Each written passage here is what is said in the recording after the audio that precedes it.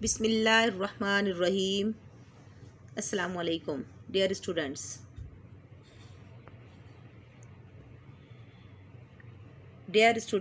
آج ہمارا ٹاپک ہے فورتھ بلیف آف اسلام، یعنی بلیف آن ہولی بکس۔ گزشتہ اعادہ کرنے کے لیے ضروری ہے کہ یہ ذکر کیا جائے کہ اسلام کے بنیادی عقائد 5 ہیں۔ نمبر 1 توحید یعنی اللہ کی وحدانیت پر ایمان لانا۔ نمبر 2 رسالت یعنی اللہ تعالیٰ کے بھیجے ہوئے تمام رسولوں پر ایمان لانا۔ نمبر 3 ملائکہ یعنی فرشتوں پر ایمان لانا۔ نمبر 4 آسمانی کتابوں پر ایمان لانا۔ اور نمبر 5 آخرت پر ایمان لانا۔ آج ہم آسمانی کتابوں کے بارے میں بات کریں گے۔ سب سے پہلے ہم مقاصد تدریس کی طرف چلتے ہیں۔ نمبر 1 طلبہ اس قابل ہوں گے کہ قرآن مجید کی روشنی میں آسمانی کتابوں پر ایمان کو ایمان کا جزء لازم سمجھ کر ان پر پختہ ایمان اور کامل یقین رکھ سکیں۔ نمبر 2 مشہور آسمانی کتابوں اور صحیفوں کے بارے میں جان سکیں۔ نمبر 3 آخری آسمانی کتاب قرآن مجید کے نزول، فرشتہ وحی، قرآن مجید کی زبان اور پاروں کی تعداد سے آگاہ ہو سکیں۔ نمبر 4 قرآن مجید کی اہم خصوصیات کو سمجھ کر اپنے الفاظ میں بیان کر سکیں۔ آسمانی کتابیں، جیسا کہ پہلے بھی بتایا جا چکا ہے کہ مسلمان ہونے کے لیے ضروری ہے کہ تمام رسولوں پر ایمان لایا جائے۔ رسولوں پر ایمان لانے کا مفہوم یہ ہے کہ انہیں سچا پیغمبر مانا جائے اور ان کی تعلیمات کو برحق تسلیم کیا جائے۔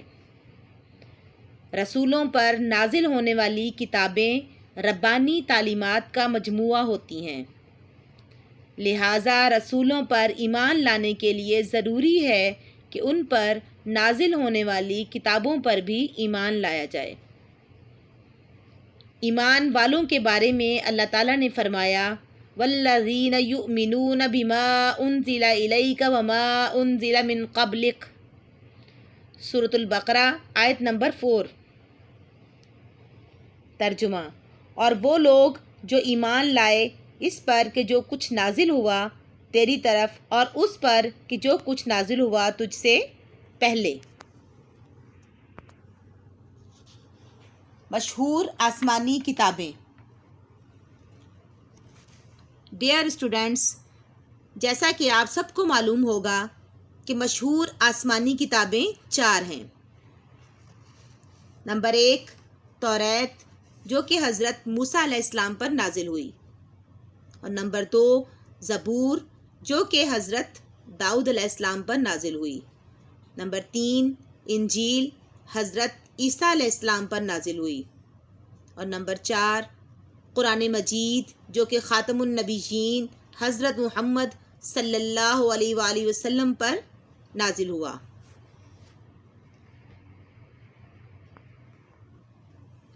قرآن کا نزول۔ حضرت محمد صلی اللہ علیہ وآلہ وسلم کی عمر جب 40 سال کی تھی تو آپ صلی اللہ علیہ وآلہ وسلم پر قرآن مجید کا نزول شروع ہوا۔ عمر کے اس حصے میں آپ صلی اللہ علیہ وآلہ وسلم زیادہ تر تنہائی میں رہتے تھے۔ آپ صلی اللہ علیہ وآلہ وسلم عبادت کی خاطر غار حرا میں تشریف لے جاتے۔ ایک بار جب آپ صلی اللہ علیہ وآلہ وسلم غار میں مصروف عبادت تھے تو اچانک جبرائیل امین علیہ السلام غار کے دہانے پر تشریف لائے اور کہا کہ حضرت محمد صلی اللہ علیہ وآلہ وسلم پڑھیے۔ آپ صلی اللہ علیہ وآلہ وسلم نے فرمایا کہ میں پڑھا لکھا نہیں۔ 3 بار یہی سوال و جواب ہوتا رہا۔ چوتھی بار جبریل امین علیہ السلام نے آپ صلی اللہ علیہ وآلہ وسلم کو پکڑ کر دبایا اور چھوڑ دیا، اور اس کے بعد سورۃ علق کی ابتدائی 5 آیات پڑھیں۔ بسم اللہ الرحمن الرحیم۔ اقرأ بسم ربک الذی خلق، خلق الانسان من علق، اقرأ وربک الاکرم الذی علم بالقلم، علم الانسان ما لم يعلم۔ سورۃ العلق، آیت نمبر 125۔ ترجمہ: پڑھ اپنے رب کے نام سے جو سب کا بنانے والا ہے، بنایا آدمی کو جمے ہوئے خون سے۔ پڑھ اور تیرا رب بڑا کریم ہے، جس نے علم سکھایا، قلم سے سکھایا آدمی کو جو وہ نہ جانتا تھا۔ قرآن مجید کی ترتیب توقیفی ہے، یعنی خود حضور اکرم صلی اللہ علیہ وآلہ وسلم نے حکم الہی کے مطابق اس کا اہتمام فرمایا۔ کاتبان وحی یعنی وحی کو لکھنے والوں میں چند صحابہ اکرام کا ذکر ملتا ہے، جن میں خلفائے اربعہ بھی ہیں۔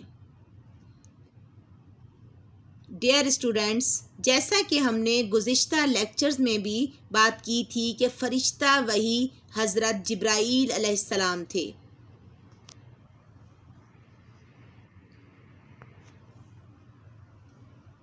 قرآن مجید کی خصوصیات۔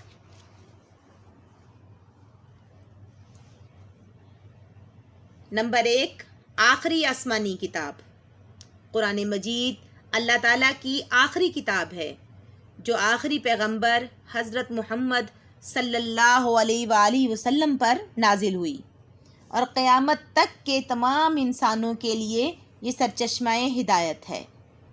قرآن پاک کے اندر 30 پارے ہیں، اور قرآن پاک میں 114 سورتیں ہیں۔ نمبر 2، محفوظ کتاب۔ چونکہ قرآن مجید قیامت تک کے ہر دور اور ہر قوم کے انسانوں کے لیے رشد و ہدایت کا ذریعہ ہے، اس لیے اللہ تعالیٰ نے اس کی حفاظت کا خاص وعدہ فرمایا ہے۔ ارشاد باری تعالیٰ ہے، اِنَّا نَحْنُ نَزَّلْنَا الذِّكْرَ وَإِنَّا لَهُ لَحَافِظُونَ۔ سورۃ الحجر، آیت نمبر 9۔ ترجمہ: ہم نے خود اتاری ہے یہ نصیحت، اور ہم خود اس کے نگہبان ہیں۔ یہی وجہ ہے کہ 1400 سال گزرنے کے باوجود قرآن مجید کا ایک ایک لفظ محفوظ ہے۔ اللہ کی طرف سے اس کی حفاظت کا ایسا انتظام کر دیا گیا ہے کہ وہ ہمیشہ ہمیشہ کے لیے تحریف یعنی رد و بدل سے محفوظ ہو گیا ہے، جبکہ دوسری آسمانی کتابوں میں بڑا رد و بدل ہو چکا ہے۔ ان کا بہت سا حصہ ضائع ہو چکا ہے، اور جو باقی بچا اس میں بھی لوگوں نے اپنی طرف سے کئی باتیں شامل کر دیں۔ اب یہ کتابیں کہیں بھی اپنی اصلی شکل میں دستیاب نہیں، جبکہ قرآن مجید اپنی خالص شکل میں اب بھی موجود ہے اور ہمیشہ موجود رہے گا۔ زندہ زبان والی کتاب۔ قرآن مجید جس زبان میں نازل ہوا وہ ایک زندہ زبان ہے۔ آج بھی دنیا کے 20 سے زائد ممالک کی قومی زبان عربی ہے، اور یہ زبان دنیا کی چند بڑی زبانوں میں سے ایک ہے۔ عالمگیر کتاب۔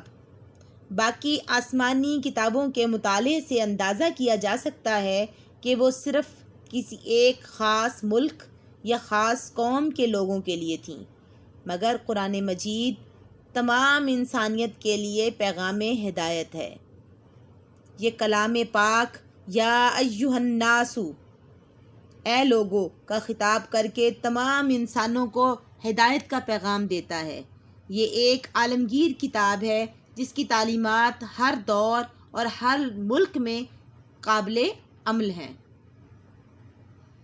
اس کتاب کی تعلیمات فطری ہیں، اس لیے کہ ہر دور کا انسان یوں محسوس کرتا ہے کہ جیسے یہ اسی کے دور کے لیے نازل ہوئی ہیں، کیونکہ اس کی تعلیمات ہر قوم و ملک اور ہر طرح کے ماحول میں بسنے والے افراد کے لیے یکساں طور پر نفع بخش ہیں اور انسانی عقل کے عین مطابق ہیں۔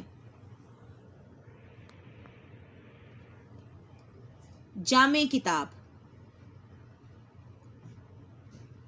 پہلی آسمانی کتابوں میں سے کچھ کتابیں صرف اخلاقی تعلیمات پر مشتمل تھیں، بعض صرف مناجات اور دعاؤں کا مجموعہ تھیں، کچھ صرف فقہی مسائل کا مجموعہ تھیں، بعض میں صرف عقائد کا بیان تھا اور بعض صرف تاریخی واقعات کا مجموعہ تھیں، مگر قرآن مجید ایسی جامع کتاب ہے جس میں ہر پہلو پر روشنی ڈالی گئی ہے۔ اس میں عقائد و اعمال کا بیان بھی ہے، اخلاق و روحانیت کا درس بھی ہے، تاریخی واقعات بھی ہیں اور مناجات بھی، غرض کہ یہ ایک ایسی جامع کتاب ہے جو زندگی کے ہر پہلو میں رہنمائی کرتی ہے۔ عقل و تہذیب کی تائید کرنے والی کتاب۔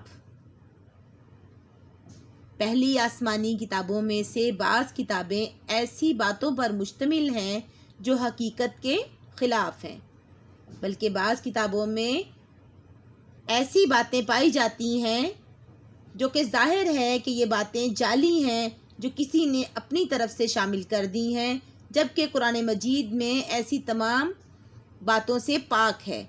اس میں کوئی ایسی بات نہیں جو خلاف عقل ہو اور جسے تجربہ اور دلیل سے غلط ثابت کیا جا سکے۔ اس میں کوئی غیر اخلاقی بات نہیں۔ اس نے تمام انبیاء کا ادب و احترام سکھایا اور سب کے بارے میں بتایا ہے کہ وہ نیکوکار اور پرہیزگار لوگ تھے۔ ان کی شان کے خلاف جتنی بھی باتیں کہی گئی ہیں سب جھوٹ اور خلاف واقعہ ہیں۔ کتاب اعجاز۔ قرآن مجید فصاحت و بلاغت کا وہ شاہکار ہے جس کا مقابلہ کرنے سے عرب و عجم کے تمام فصیح و بلیغ لوگ عاجز رہے۔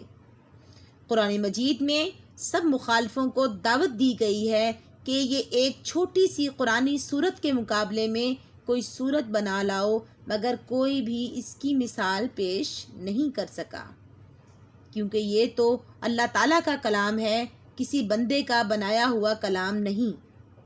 پھر کوئی بشر اس کا مقابلہ کیسے کر سکتا ہے؟ یہی اس کتاب کا اعجاز ہے۔